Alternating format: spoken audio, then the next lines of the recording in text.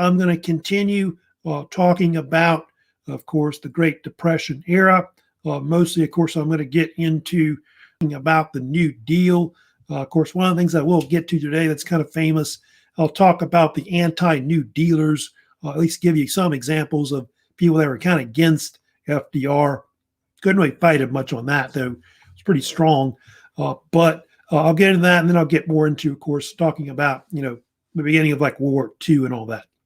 So anyway, from last time, we had kind of talked about, of course, the beginning of the Great Depression, stock market crash in 1929. And I talked about how Franklin D. Roosevelt got elected in 1932, defeating Hoover pretty easily. And then I kind of talked about the New Deal, some of the early programs. I think we mostly went into like the first New Deal originally. And of course, I will also be later getting into the so-called also Second New Deal, which goes up to like around 1938. And they usually break down the New Deal into two separate periods. You have the first New Deal, like from 1933 to about 35. And you have like a second New Deal. It's around 35, 36, up to about 1938. They stopped pretty much doing all the New Deal programs, I think, after 1938 because of, I guess, World War II was kind of starting in Europe and all that. So I'll talk about some of these programs, of course. Some of them were still, of course, in the first New Deal that they had. There's one that's kind of controversial that came out in the early 1930s, which was in 1933, which was the National Industrial Recovery Act. It was actually an act created by the federal government to actually regulate industry, which some had never really done before that much. It was actually done also, you can see, to stimulate industrial production, which they think that was kind of behind and part of the cause of why, the Great Depression was kind of going on. Anyway, it's famous for its symbol, the NRA eagle, which have like this gear wheel with lightning bolts with it. It's usually in blue color. That one's in black. And basically, consumers were advised only to buy from NRA associated businesses that had that, the thing on the door. And so it was something that they created. Their main goal, by the way, of the NRA was to basically create fair business practices in the United States. Also, you see there, eliminate cutthroat competition, which they thought had been a problem going back to the Roaring 20s. They wanted to kind of fix that. And it also would actually create like minimum wage. It's one of the things it would kind of lead to at first. But, it happened. Minimum wage and also minimum hours of work, like a week. But what happened was it was declared unconstitutional, 1935, by a case called Schechter Poultry Corporation versus the United States. And so the Supreme Court ruled that the federal government had no right to regulate every aspect of business. And so they kind of enforced it for like 2 years, they had this, National Recovery Administration, but it was declared unconstitutional, was the only thing about it. So it was kind of one of those most controversial administrations that was kind of created under FDR, his administration. So there it is, the NRA. There's the Blue Eagle. And of course, it had that logo on it, which is "We Do Our Part," which you may have seen of before. And part of it was to also create money, to, improve businesses. You can see it even created civilian conservation corps, helped provide jobs for them also as well. Also was associated with the PWA. So it was all kind of linked together, this agency that was created. But like I said, it was declared unconstitutional in 1935. They did have this other act that came out called the Wagner Act, which was kind of associated with the NRA, and so-called National Labor Relations Act, which came out. And the National Labor Relations Board was created from it, if you read about this. And it served as an arbitration board in labor disputes between companies or businesses and their employees. And it's very important. The NLRA or NLRB, as is really the so-called board that's associated with it, is important because it basically is the first time where the federal government actually began to recognize officially labor unions in the country. And of course, it's going to eventually lead to labor unions being more, powerful over time. Under this particular act, what it allowed, of course, if you know about this, was it allowed labor unions to basically collectively bargain with their employers. It became legal to actually do that. And so that's something that was kind of important. And so, yeah, they could also rightfully join a union. That was another thing because, for a long time, unions were kind of seen as not being legal or whatever, that kind of deal. And so that's something that it actually did. So that's why the Wagner Act or the National Labor Relations Act is important because it set up that NLRB, that National Labor Relations Board, which is important. All right. And then you have also the Social Security Exchange Commission Act. Also was another one too that came out in 1934. And what that did was it created the SEC that you've heard of, not the one of the football and all that we have today, but the one where this one, of course, at that SEC we're talking about, which that created basically a new government agency that would regulate the stock market. You know how they created that one, huh? It was all done because of basically what happened with the stock market crash in 1929. And so it was created to regulate the stock market, protect, the stock market and all that. And later over time, you can see there, it did other things too. It basically, it regulated like electronic securities, when they started having like computers and all that stuff later. Also cracked down on insider trading. If you're seeing the movie Wall Street or whatever, made back in the 1980s, that Oliver Stone movie, that's something they do. They crack down on insider trading. It's one thing they do as well. It also protects investors, pretty much was the other thing it was also trying to do as well. So that's what that is, the SEC. So that's another thing FDR New Deal created. Then we have this thing called the REA, which of course is the Rural Electric Administration, which became famous as well. What did that do? The REA, well, it provided electricity for rural areas of the country that were very isolated, especially for farming communities throughout the United States. And my mom, who lived like out in the country, my mom's from Livonia, Louisiana originally, where that is in Point Coupee Parish, Louisiana. And anyway, she said like she was young, they didn't have electricity, they didn't have like phone or anything like that, running water, nothing like that. They had outhouses, I guess. They lived on a farm and all that. And so the idea was to basically, farming communities be able to get electricity, phone service and things like that. And that was the whole point of what it was to do. So that's why the REA was important. The only thing about it was kind of expensive. I don't know if you know about this, but they had to use 7,200 volt distribution network. That's pretty, because normally they use like 2,300, I think is what it is. So they had to use like more expensive and larger transformers and things like that, because of the great distance that they had to, send out electrical lines and things like that. So that's something that's interesting. So by 1950, more than 80% of American farms had electricity. So that's the whole point of trying to basically get these rural areas to be more modernized, et cetera. Then they got the Tennessee Valley Authority. That was another thing that was part of the New Deal that you may have heard about that's famous. Anyway, the Tennessee Valley Authority, that was actually created as several things. One, it was actually developed to construct dams on the Tennessee River, which would, create flood control on the Tennessee River Valley, Tennessee River was known for a lot of vast flooding, a lot of times. And he also created locks, with these dams so ships could go down them still and things like that. And then it also provided electricity too throughout, the area around Tennessee there.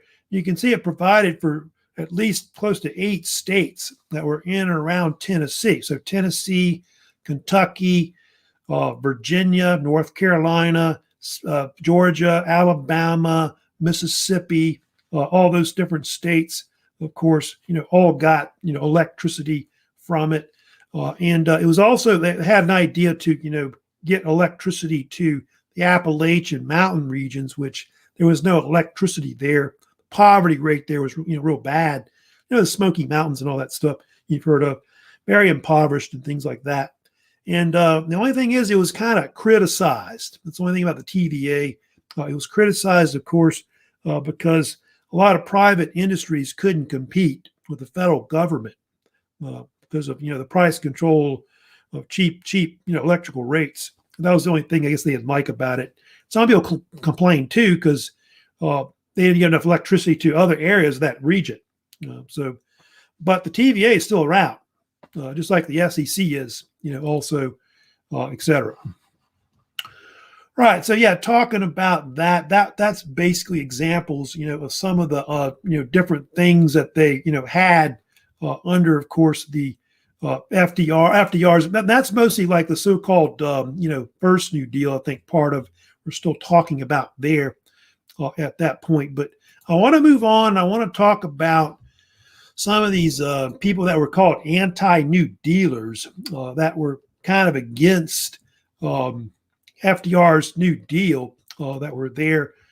And he had all these different politicians. Some were citizens that were kind of against him, who thought that the New Deal wasn't working or they thought they should go further to do more things. And they came up with their own ideas they wanted to kind of put into the pot as well.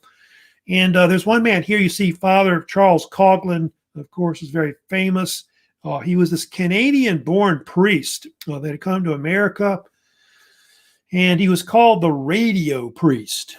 He's kind of like back then in the 1930s. He would be like Rush Limbaugh was before he died, and he had like over 30 million listeners at one point that would listen to him on the radio throughout America. I think Rush had something like that amount too, 30, 40 million that would listen to him. And anyway, he heavily criticized FDR's administration. That's one thing he was known for. He was more conservative. He was a Catholic priest who kind of was anti-Semitic, which was kind of controversial. I knew about him later. And one thing he hated about FDR and the government was that he thought they ought to do something with the banking system. And he wanted to get rid of the Fed, the Federal Reserve. Thought that was kind of causing part of the problems in the country. He thought that was actually the cause of the whole Great Depression was the Federal Reserve.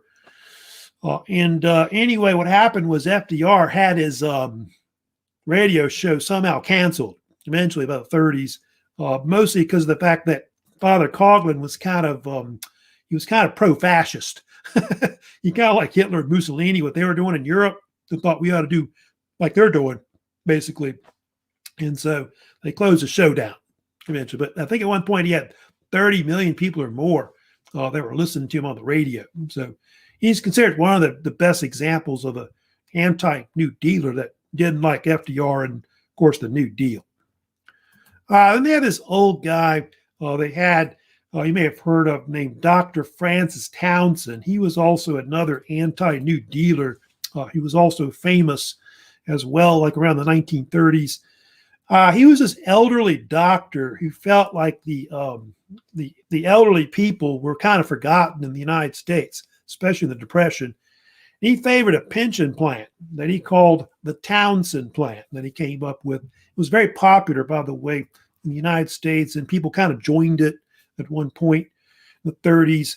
And under the Townsend Plan, he said that basically how it would work was that every person over 60 years old would be paid $200 a month, like a retirement pension, basically. And it would be gotten from a national sales tax, like 2% or something like that. And it was kind of like a deal where I don't know if you know much about it, but how it worked was that when you got the money, you would have to spend it within 30 days, partially to help stimulate the economy, because it's kind of also a way to help, they thought, get the country out of depression, basically, as well. You couldn't have a criminal record either. If you had a criminal record, you couldn't get the pension, by the way. And so they think Townsend's idea, if you know about it, influenced later Roosevelt's administration to develop the Social Security we know today, which I think we developed, I want to say in 1938, I think is the year. But it's not like a little earlier. Before that, you start talking about the Townsend Plan. And so that was kind of popular, of course. I think I've got a slide on it more. There's one Father Coughlin right there. But yeah, he may have 30 to 45 million. I don't know if that's right or not that. But he had some crazy ideas too. Father Coughlin too, you can see. He wanted to actually to nationalize the banks and heavily tax the wealthy. So those are things that he kind of wanted to do that was kind of different also as well. You can see there. So yeah, both those were considered, big anti-New Dealers that were, part of that period in the 30s. Then they got, of course, the man that we know about, of course, that's very famous. There's, of course, more about it right there. You want to see it later. But they have Huey P. Long, of course, that everybody knows about in Louisiana, if you're from here. And, of course, known as famously called the Kingfish, from, by the way, a TV show that was kind of actually a radio show that was popular on the radio back then. And Huey P. Long, of course, was governor of Louisiana in the late 1920s and 1930s. He was governor from, here you go, 1928 to 1932. He was also senator from around 1932 up to 1935. And if you know much about, Huey P. Long, he was like a dictator, practically, running the state overall. And he had his famous deduct box. I don't know if you know much about that, where you basically, if you worked for the state, you had to put some money in for him. I guess was part of his campaign war chest and all that. Anyway, Long, though, was famous for a lot. He was like this so-called Southern demagogue, if you know much about it. And he was known for doing a lot of things for Louisiana. Like, for instance, he modernized Louisiana, like in the 30s, tried to do certain things for us. Like, he promoted schools a lot. If you know about that, Huey P. Long was one of the first to introduce the idea of state-subsidized, school lunches. You get free lunch every day at school, like a high school, whatever. He was one of the first to come up with that idea, like in Louisiana. He built hospitals. He built bridges, like the Huey P. Long Bridge. There's a couple bridges named after him like that. One, I know the one in New Orleans, I knew he built that one. There's one also, of course, Baton Rouge, named after him as well. Built thousands of roads across, Louisiana. There's another thing he did.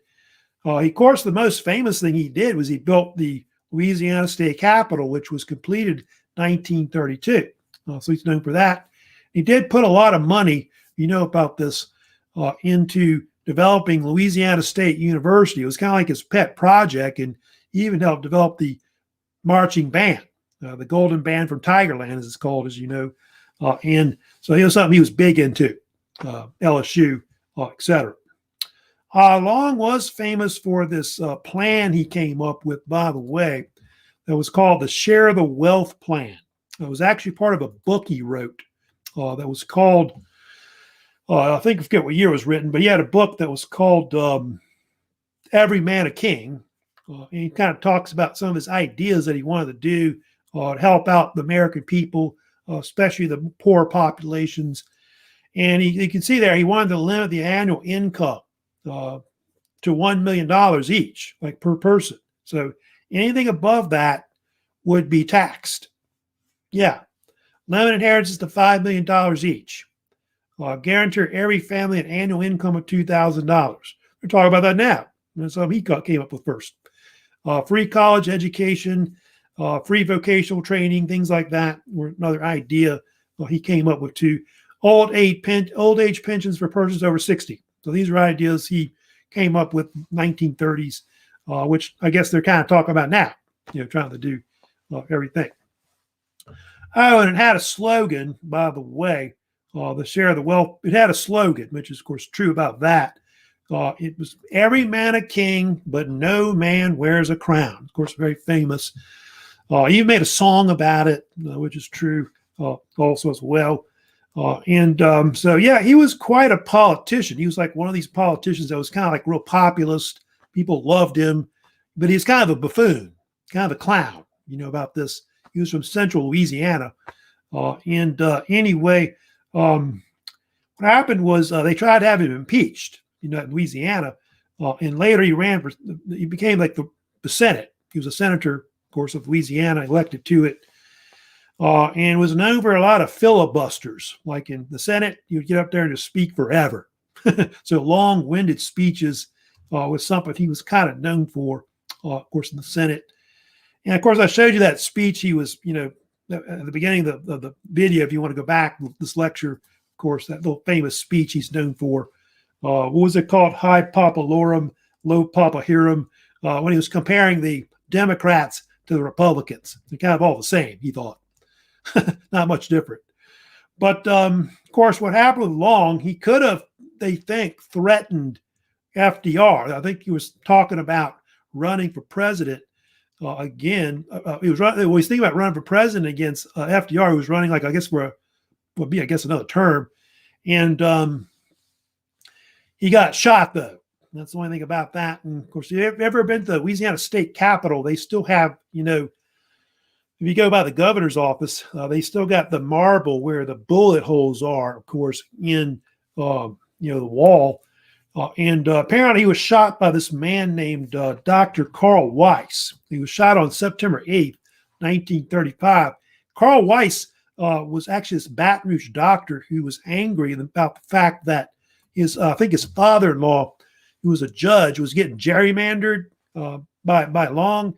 And he basically wouldn't have his judgeship anymore. And I think he went to confront him, and they're not sure whether he had a pistol or not. Maybe they do not. Long, he got slapped by him. He slapped him in the face or something like that. And Long had a bunch of bodyguards, and they opened up on him, based on Weiss. They think a bullet hit him by accident, and that's how he got killed later. So he died. He died of his wounds later, on September 8th, 1935. And so Long is now buried, as you know, on the grounds of where the state capitol is. So in Louisiana, Baton Rouge. So anyway, that's of course about all these anti-New Dealers, of course, that are out there. Let me go ahead, of course. I want to, of course, move on. I want to talk about, of course, the fact that Roosevelt does run for re-election, of course, in 1936. The Republicans run against him, the governor of Kansas, who is Alf Landon. That's kind of seen as a reformer like FDR is. But the only thing is that Alf Landon kind of ran into a buzzsaw. FDR was real popular in the country. His New Deal program was kind of working, but people kind of saw it as an attempt to kind of alleviate the Great Depression. The best thing that Landon could do in the 1936 election, of course, was he came up with a slogan, which is, "I can do it better," believe it or not. It was like a landslide for FDR. He wasn't even close. And if you go to this, of course, this electoral map here, you can look at right here, you can see that Landon only won 2 states. Can you believe that? Vermont and Maine. So Roosevelt won 46 out of 48 states in the presidential election of 1936. By the way, that's the largest, and by the way, it's the largest, highest share of popular and electoral vote victory since like the early 1800s. Wasn't even close. In fact, most of FDR's elections are kind of like that, landslides. So anyway, that would help to propel, FDR to, continue his New Deal programs, which they have the so-called Second New Deal, most of it which comes into like the second term of Franklin D. Roosevelt, which I'll talk about next. And there's a lot of these different programs that come up later that are kind of part of the Second New Deal. kind of like Social Security is kind of part of that, but those are the main ones you see there. United States Housing Authority, Fair Labor Standards Act in administration, the Agricultural Adjustment Act of 1938. Those are all examples of different second New Deal programs that came out. And you can see most of them were geared more towards relief or reform in the United States. So I'm going to kind of talk about some of these different second New Deal programs that came out that were big. And there's one, of course, that I think I talked about it before. I didn't have the slide on there originally. I'll get to that one in a second about Social Security, but it was the AAA in 1938. We talked about the one on the left, which was in 1933. That one was declared unconstitutional, if you remember correctly. I want to say in 1935 it was. And so they replaced it with the second one called the Second Agricultural Adjustment Act of 1938. This one was geared more towards conservation of the national soil in the country. Yes, it was. It was also geared towards balancing the flow of commodities. They thought that had been kind of a problem in the Depression, where there was either too much or too little of crops coming in. And so that's part of what they were trying to do, was to try to get farmers to grow enough crops, or if they have too many, to reduce it, because they're kind of worried how it might affect the economy and all that, or obviously affect starvation or hunger, things like that. People have enough food, etc.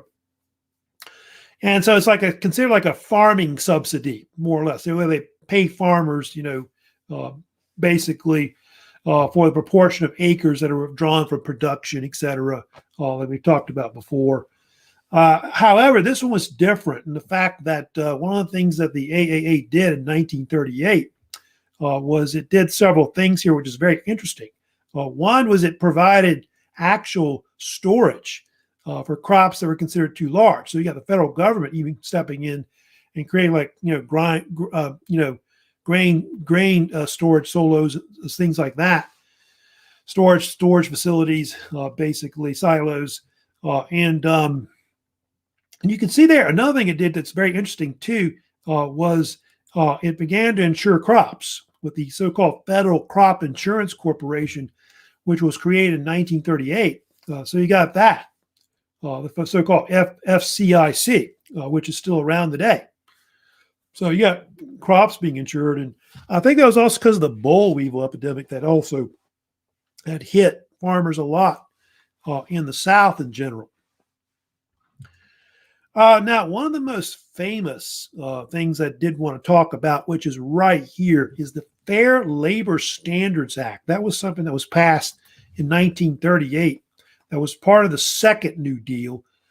And this one's real famous if you know about that, because it provided for an official minimum wage in the United States, which the first minimum wage, by the way, in 1938, was at least 25 cents an hour, which I think was something like equivalent to, got what it was, but it was like $12, $13 a week was guaranteed of how much you would work, believe it or not.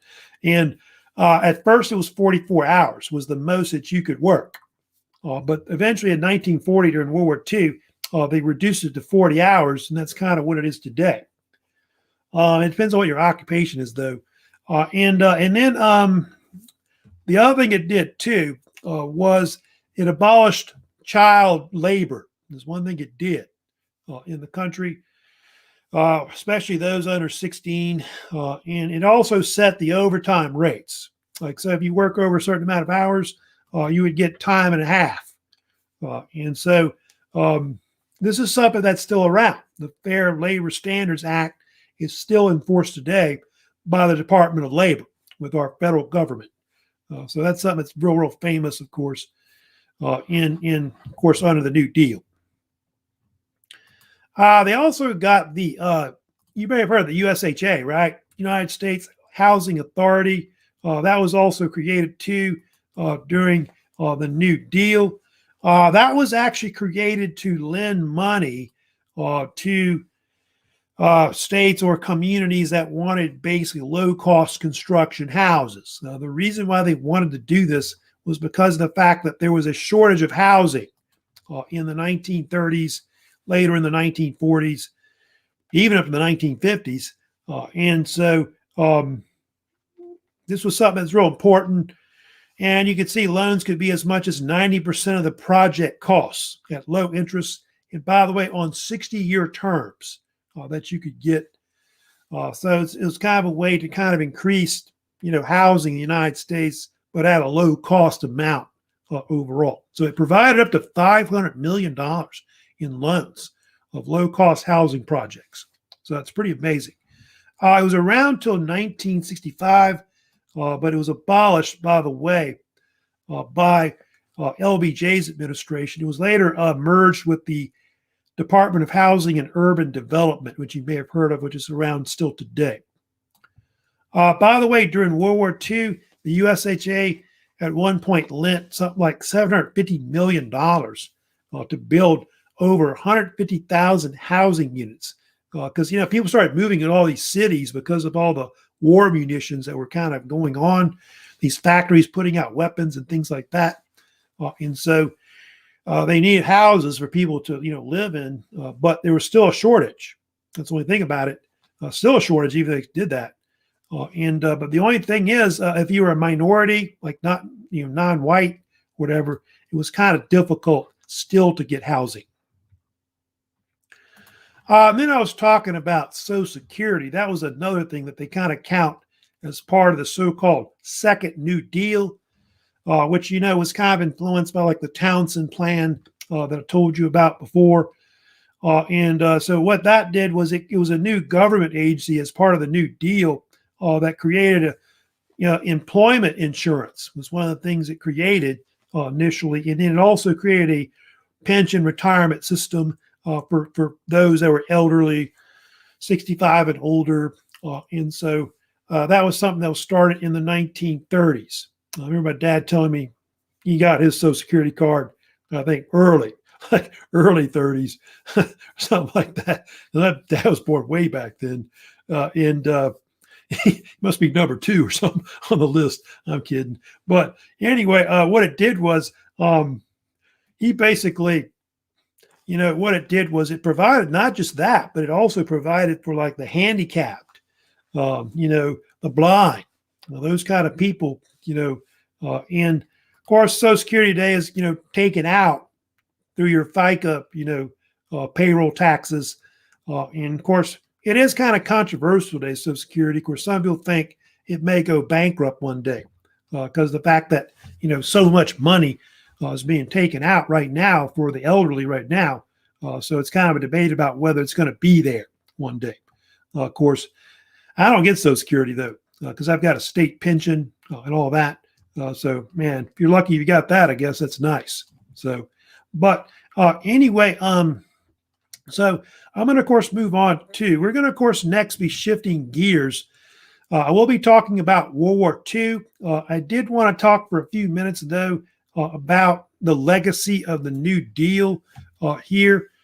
Now, of course, there's a lot of questions about the New Deal. Now, did it solve the problems of the Great Depression?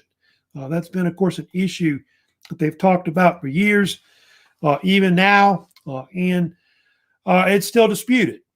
Some people think it did help to reduce unemployment. You can see it did reduce some, but it went from 13 million to 9 million. That's not too good, but obviously it gave people hope, that things would get better in the country.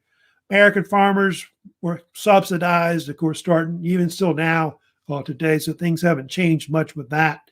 Created Social Security, did lead to the FDIC, SEC, so those kind of things were positive. You got projects, the TVA, which of course are still around. That Fair Labor Standards Act we talked about, that's still around in 01. So I think the only thing they talk about, I think that's bad, was that it caused a huge government bureaucracy to be created. That's the only bad thing. And so if you look at this, in 1930, there were 600,000 employees that were in the federal government. And then starting in 1940, after the New Deal, it was like 1 million or more. So it's obviously creating a lot of bureaucracy, and it gets to the point where the federal government is becoming bigger and bigger and bigger, which it is today. I almost think it's too big. It's kind of like what Reagan said, the problem isn't government, it's big government. And so that's part of where that began, was really under the New Deal, expanding and making a bigger and bigger bureaucracy. Of course, they would kind of need that during World War II, as you'll see later, but they don't think the New Deal really solved the problem of the Great Depression. It was World War II that really got us out of it. So that's the next thing, of course, I'm going to talk about today, which I've got a few minutes I'm going to get into, is I'm going to, of course, talk about World War II, which, of course, comes in later. World War II, it kind of course, starts in 1939. Of course, there's the dates for it, 1939 to 1945. You can see the famous picture, by the way, the flag raising on Iwo Jima. Might be the most famous, picture ever taken during World War II, at least for the American side of the war. The Great Depression, it basically, it was, of course, raging already. We would actually get in the war. The reason why we get in the war later, which I'll talk about it, is the fact that the Japanese, attacked Pearl Harbor December 7th, 1941. That, of course, ends up happening, and we get in the war. But the war was already raging back in 1939, Europe, with Nazi Germany. Hell, and you go back all the way to Japan. Japan, they think, started World War II as well, when Japan and China fought it out, the Second Sino-Japanese War. So they were fighting in Asia already back in 1937. And I'll get to it later, but the rise of fascism had a lot to do with it worldwide, and why we fought World War II, because we were kind of fighting against the enemies of fascism. Now, but before that happened, if you know much about the United States, the U.S. kind of was in a period of isolationism. That's something we're kind of known for in the 1930s. We really didn't want to get involved with Europe's problems. But in fact, between, when the war's kind of broken out at this point, we're kind of like, forget them. We don't want to get in that war. And so there was this kind of like America First idea, again, that came up like in World War I, where we just ought to stay, maybe support them militarily with aid, but not get directly involved sending men, of course. And I'll get to it later, but FDR talks about the idea of the arsenal of democracy, that we ought to send, men rather than arms, et cetera. And that's a big thing at first we try to do. Now, due to the Great Depression, you can see there, the only thing was that the United States decided to halt immigration, which was something we started in the 1920s and continued into the 1930s. Why did we do this? Well, there were different reasons for it. One was we obviously wanted to keep out anti-European sentiments like radicals, socialists, communists, Nazis or whatever. We didn't want them in the country, things like that.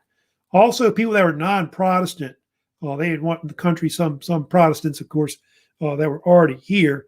Of course, the other main thing we got to forget about is that we didn't want these people coming in because they thought they would take our jobs, because there weren't that many because of the Great Depression. So that had a lot to do with why they created all these immigration quotas between World War I and World War II.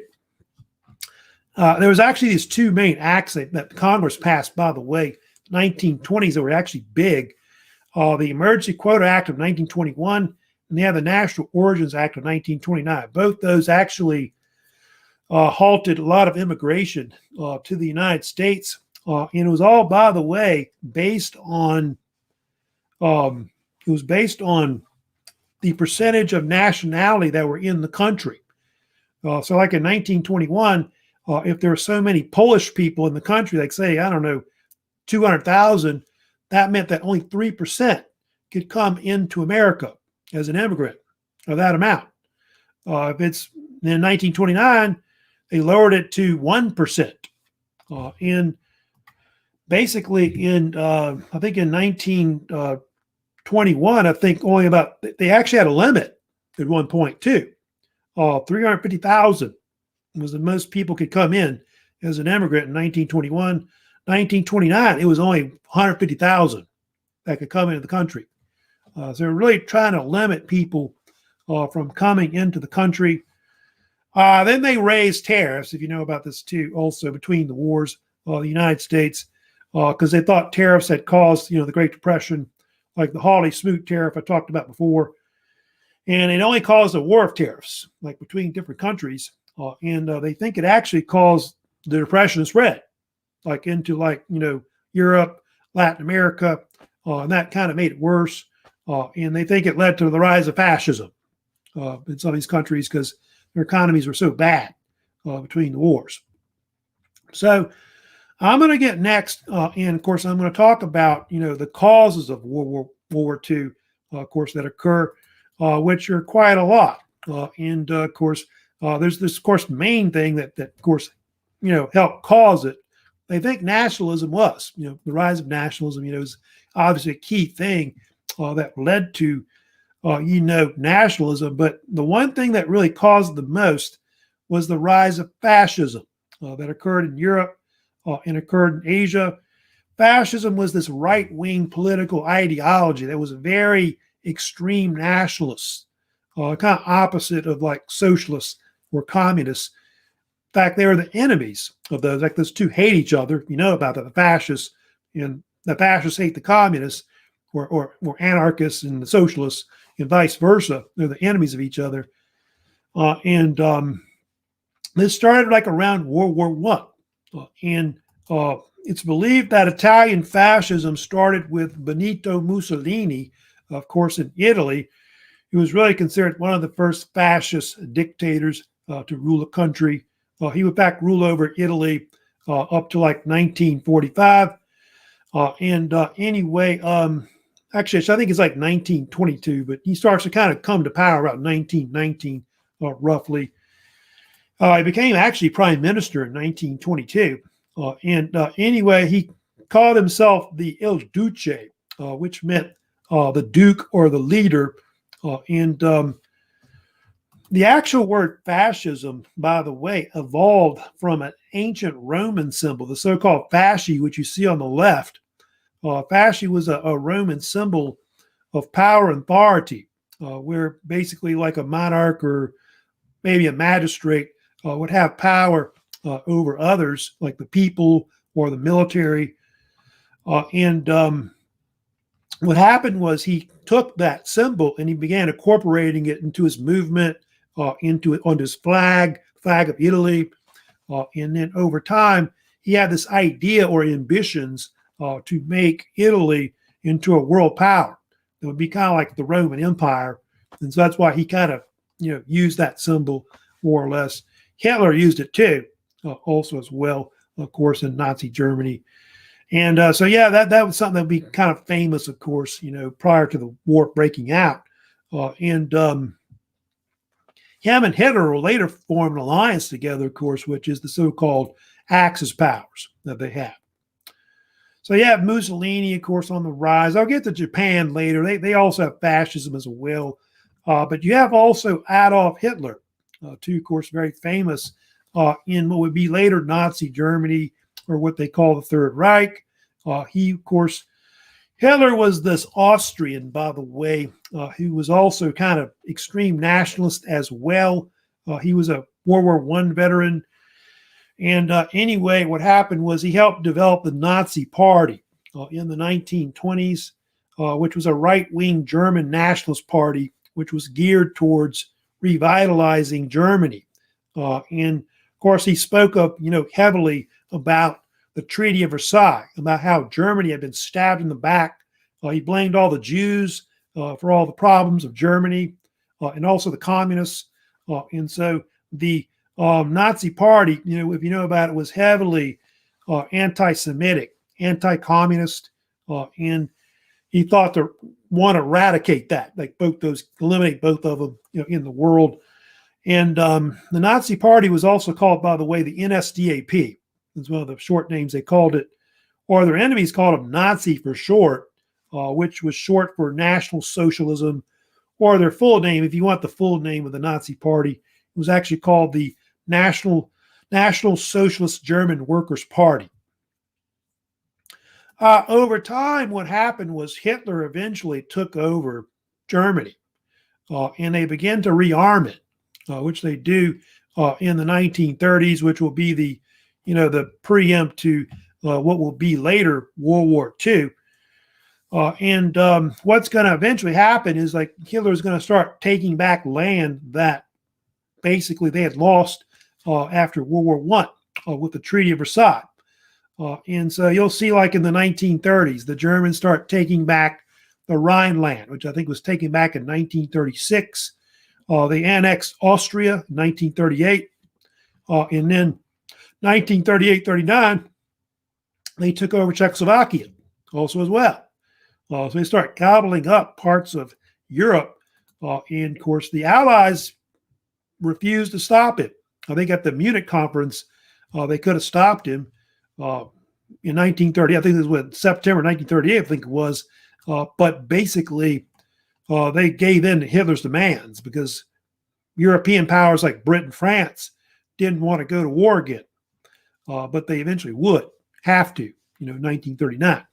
So yeah, the rise of Hitler, had a lot to do with why, eventually, Europe would eventually go to war. And you see here, we would eventually have, a new alliance that's going to form eventually because of the rise of fascism in Europe.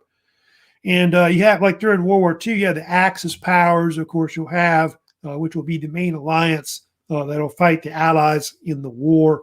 Those are the main powers that were in it. Germany, Italy, Japan, Romania, I think, and Hungary, I think were in it at one point also as well during the war. And the Allied powers that would fight the Axis later in World War II would be Britain and France at first, then Soviet Union, China joined. Actually, China joined early, I think, then the Soviet Union, and then the United States also as well. Those are the main countries that were basically in it. And what's going to happen, of course, to really bring on the war in Europe in 1939 was Hitler, about this, invaded Poland. He wanted Poland also as well, which he invaded in September 1st, 1939. And so that forced basically France and Britain to enter the war. And World War II would then drag on for like 6 years, considered one of the bloodiest conflicts, by the way, in world history. Something like 60 million people died worldwide in World War II. And it would spread everywhere. It would be in Europe. They fought in the Atlantic. They fought basically in North Africa, like in the Middle East. They fought, of course, in the Pacific and also Asia as well. So they're fighting everywhere pretty much with World War II. But like I said, we would not get involved directly into the war until the end of 1941, when Japan would attack us at Pearl Harbor, of course, in Hawaii. But I did want to talk about, the fact that, like I said, the United States, between the wars, we tried to stay neutral, like at least as best we could, between 1939 and 1941. And we even passed these so-called Neutrality Acts, which there's several of these we passed in the 1930s to try to prevent, I think it was even a case where we tried to ban war or something like, was that Kellogg-Briand Pact? I don't know if you've heard about that. But there was actually an attempt, I think some of the senators, or some in Congress, actually banned war, which, yeah, right, like you're going to ban war or something like that. And we start realizing that if we don't prepare for, World War II, like if we got to fight in it, we'll be in trouble. And so one of the things we started doing in 1940, while the war's raging, elsewhere in the world, the U.S. began strengthening its defenses, like its military. We also began spending a lot of money to, enlist more men into the military. And so in 1940, they actually came out with a so-called Burke-Wadsworth Act, which was also called the Selective Training and Service Act. It's like a Selective Service Act again, like they had the one in World War they had. But this one was like more like a peacetime draft that they created, where men that were 21 to 35 had to register for the draft, and they did draft certain men to fight in the military. By the way, that was at that time they start training for the military in case of war breaking out. And during the war, they would kind of continue that draft, of course, unless you volunteered. Both my uncles, by the way, volunteered to fight in the war. They fought in the U.S. Navy. And it seems like a lot of men would go in the Navy or something like that instead of the Army, which is the worst to go into, I guess. Anyway, 10 million actual American men would actually be drafted and would participate or fight in the war. So that's a lot of men, of course, that would be involved, of course, in World War II. The other thing that happened, too, the United States also began to try to give military aid to foreign powers, that were fighting, the Axis and of course, the so-called fascists, all that worldwide. And so FDR started his so-called arsenal democracy, that idea to basically send arms instead of men. And so there were cases where what happened was we came up with different policies to do this. You got two there. This one, cash and carry policy, 1939. Lend-lease, of course, 1941. And the first one there, the cash and carry policy, I think I've got that. I want to say right here, one of those I've got. We've had that first. We had this deal where we started swapping destroyers for bases. So basically, we gave a bunch of old bases to the British in return for us giving them armaments like destroyers or whatever. Also, they could come over to us, United States, and pick up any kind of armaments and stuff they needed for the war effort against the Axis powers. It's called the cash and carry policy. Basically, they could bring their own ships, pay cash, and then take it back. But we wouldn't actually go ship it over there for them, was the idea, because we were thinking that it might end up like the Lusitania or something like that, where they get ships sunk and Americans get killed. So we don't really want that, happening, basically. And that also, the destroyers for bases deal was also a way that they could free up British troops where they could go fight elsewhere, and we would take over those bases for them. And so we end up with bases all over the place, like Greenland, Iceland, other areas, because of that. Then they had the other thing, of course, they had, which was the so-called Lend-Lease Act that came out March of 1941. That's the main basis of the whole arsenal democracy. You can see there. And it was an idea, it was a program created to give aid to the Allied powers. They were fighting the Axis. Britain, Soviet Union, China, the Free France movement too, as well. So to give them war materials, send them food, jeeps, boots, oil, fuel, whatever they needed, basically, which was practically free that we gave them, which was in the millions of dollars. And you can see the amount of money that was spent on this program right here. Great Britain, $31 billion we spent. Soviet Union, $11 billion. France, $3 billion. China, $1.5 billion. You can see other European countries, and also South America ended up getting a lot of money also as well. So we spent like almost $50 billion, helping out all these countries. And FDR kind of compared it to I think he had this speech he gave one time. I don't know if you know about FDR. He would give these so-called fireside chats where he would sit by the fire and he would give talks to the American people. Anyway, he had this one where he talked about the fact that the Lend-Lease Act was kind of like your house, your neighbor's house is on fire. So what are you going to do? You're going to give him your garden hose to help him put it out, right? And of course, the only thing about that was Do they want that burned out tank back? That kind of thing. But yeah, we did get, I think ships were given back to us, I think, after the war. But I think a lot of stuff we gave the Soviet Union, they never paid us back or never gave it back or something like that, more or less. But it was really a great program that really helped to end the war. I think without that, the Soviets would have probably lost to Hitler, because Hitler invaded the Soviet Union in June of 1941.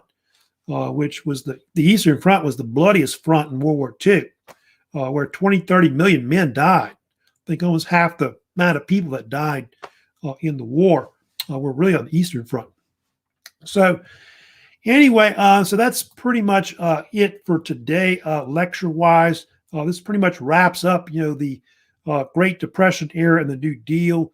Of course, the next week, of course, after spring break, I will be getting into talking more about World War II. We'll get, of course, into how the United States enters the war, mostly because of the aggression of Japan and their empire, like in the Pacific and Asia. So we'll get to that. But don't forget, you do have some assignments, which I think there's just one you've got up right now. I know that y'all need to do. Just that one on that early 1900s quiz, Teddy Roosevelt, Taft, Wilson era. Don't forget about that. I did push it back a few days, probably the due date for it. So don't forget about that during the break. So I hope y'all have a great spring break coming up. If you have any, comments, questions about this lecture or any previous other lecture, let me know about it. And so that's it pretty much for the week. So y'all have a great spring break. And of course, I'll see you after that little holiday. So y'all take care, and I'll see you then.